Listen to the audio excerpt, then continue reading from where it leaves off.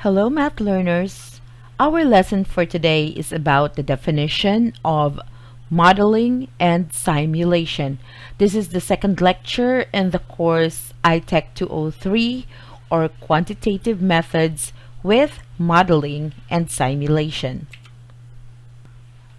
Modeling and simulation, or simply known as M and S, is the use of models, that is, physical, mathematical, or logical representation of a system, entity, phenomenon, or process as a basis for simulations to develop data utilized for managerial or technical decision making. So in this definition, we are going to discuss the physical model, the mathematical model, and the logical representation of a system, entity, or phenomenon. Okay, so we are going to give examples to one of this, and those three is going to be the basis for our simulation or for any simulation to develop the data utilized for managerial or technical decision making. So bago magkaroon ng desisyon yung mga managers or yung mga directors about a particular process or a project, gumagawa muna sila ng mga models and they do simulations to check kung feasible or magiging successful yung gagawin nila na process or project. Here is an example of a physical model. So, in reality, kapag ka meron kang ganitong part ng electronic system, sobra siyang maliit. So, this is microscopic. Pero, ang ginagawang model ng mga engineers is they make it so big. Okay, so, from a very microscopic actual part, pinapalaki nila ito in such a way na merong blueprint na sobrang laki-laki. Parang sometimes it's as big as a dining table, parang ganun. Para makita nila mabuti yung mga connections nung mga maliliit na parts na to from one point to the other. So, importante na kitang-kita nila yung pagdaan ng mga kuryente. So, yung mga engineers gumagamit ng mga blueprint na malalaki talaga. And then, pagka ima-manufacture na nila yung actual product, that's the only time na papaliitin na nila ito microscopically para makagawa sila ng mga IC chips. On the other hand, meron namang mga physical model na in actuality, sobrang laki-laki naman. So, yung mga buildings, design ng mga landscapes around it, ay pinapaliit naman nila. So, gumagawa sila ng maliliit na model para meron silang perspective kung ano yung magiging itsura nito in 3-dimension aspect. Tapos, ipe-present ng mga gumagawa ng mga feasibility study or proposal doon sa mga investors para may idea yung mga investors kung ano yung magiging itsura nung finished product nung project, so that if they are interested, they can invest on that particular project. So, yun yung another example ng physical model. Pagdating naman sa mathematical model, ito yung tinatawag natin pangkaraniwan sa high school or sa college na mga formula.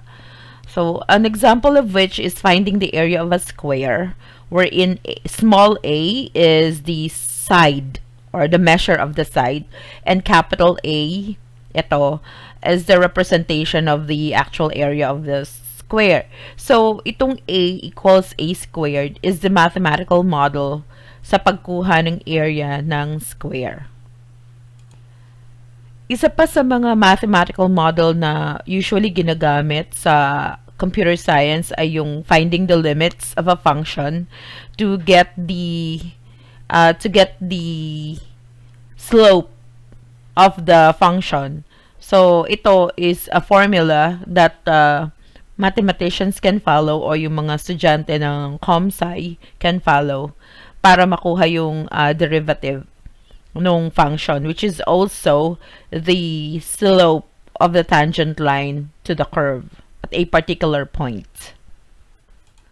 Doon naman sa model for logical representation of a system, ito yung system flow chart. It tells you the process, kung ano yung mangyayari. So, you got an input here, tapos yung mga dadaanan niya, tapos hanggang sa makarating siya sa output. So, kung meron siyang pag-ikot or loop na gagawin. So, naka-indicate yan ng mga arrows. So, this is an example also of a model na ginagamit sa mga systems.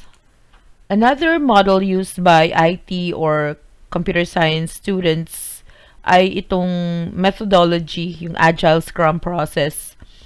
Pag magbubuo sila ng project, so meron ditong mga iba't ibang aspects. So, what the business or the IT program owner does. Tapos yung mga tao para doon, yung mga teams.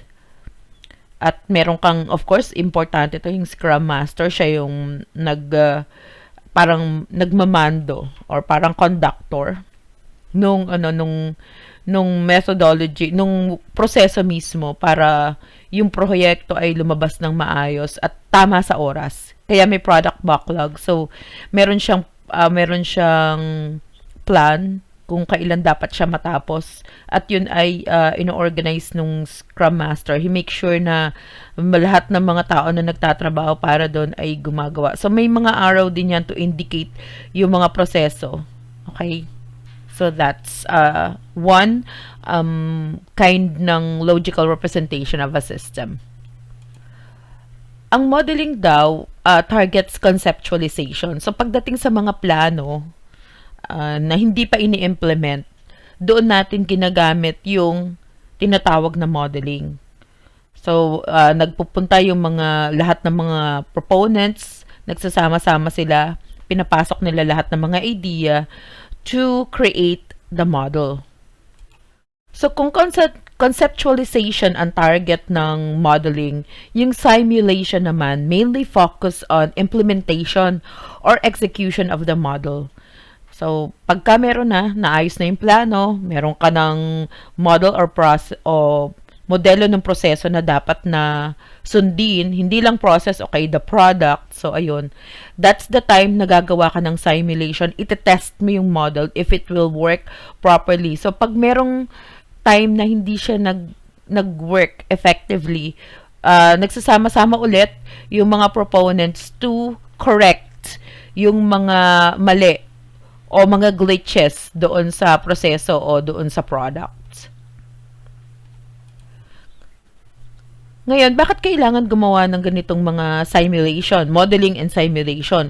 Kasi there are some products or processes that are really very, very expensive or sabihin na lang natin dangerous kung yung totoong mga bagay yung gagamitin mo. So, example is a car crash test simulator wherein tinetest nila yung strengths nung seatbelt nyo o kaya yung mga airbag, hindi lang yon, yung mga windshield, bumper, at iba pang parts nung sasakyan na minamanufacture. So, kung lagi-lagi mong gagamitin yung totoong kotse, napakamahal naman nun, diba? So, what they did is do a computer simulator to test.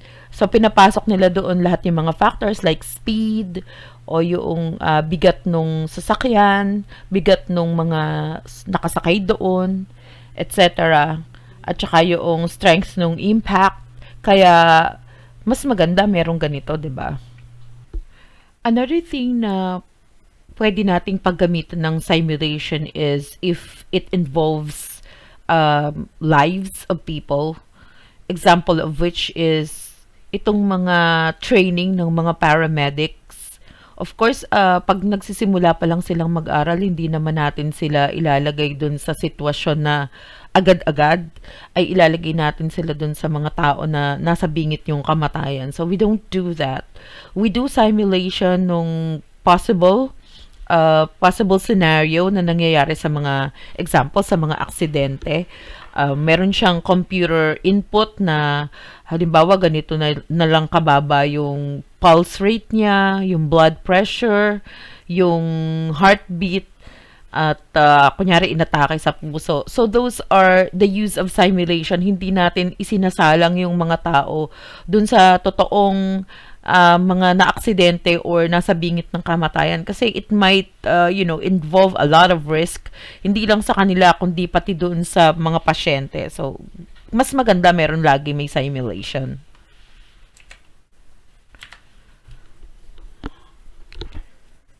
So I hope that with this illustrations at saka yung mga paliwanag na intindihan nyo kung para saan ginagamit yung modeling and simulation.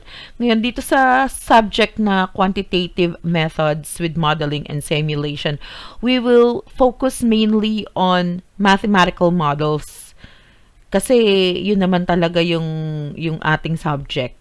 So we will not deal with the real actual mga practical aspects like this, kagaya na nasa picture, kundi yung mga numero na nakikita natin sa mga data na gagather dun sa mga organization, whether it is private or government, at yun yung ipoproseso natin. But we will start first with very small amount of data, sabihin na lang natin mga 10 to 20, at titingnan natin kung makakagawa tayo ng mga program or mga calculator na makakapagproseso ng maayos dun sa desired output natin. Okay? So, for today, that's all. Thank you very much for watching and God bless.